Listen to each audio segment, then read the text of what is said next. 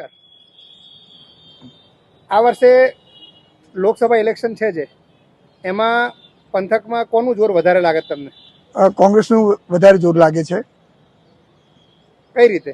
કેમ કે આ વખતે લોકો બધા જાણી ગયા છે કે બીજેપી ભાજપ સરકાર બરોબર કામ કરતા નથી અને આ બધા પ્રશ્નો ઘણા છે એવા, એટલે આખત સીટો ઓછી આવશે એવું લાગે છે। કપોળન પંથકના બીજા કયા છે વિકાસના મુદ્દા?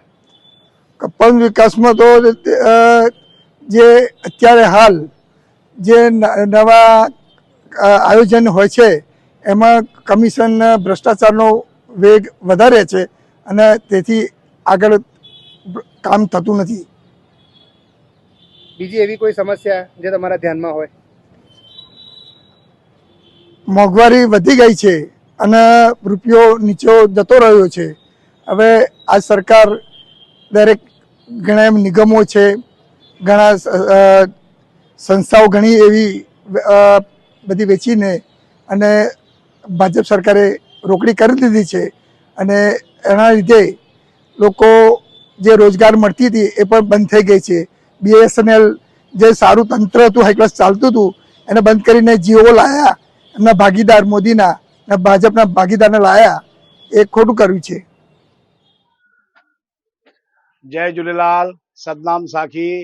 हूँ मनोज कुमार, पमनाणी कपड़वंज।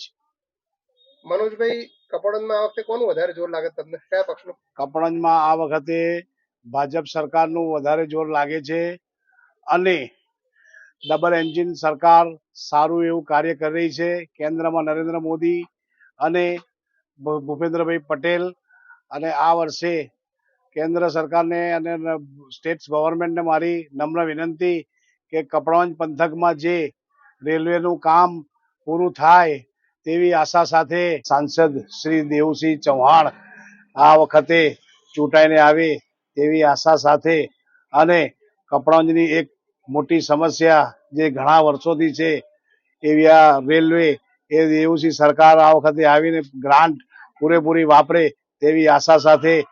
જય झूलेलाल। હું मनोज कुमार देवनदास, पमनाणी कपड़वंज।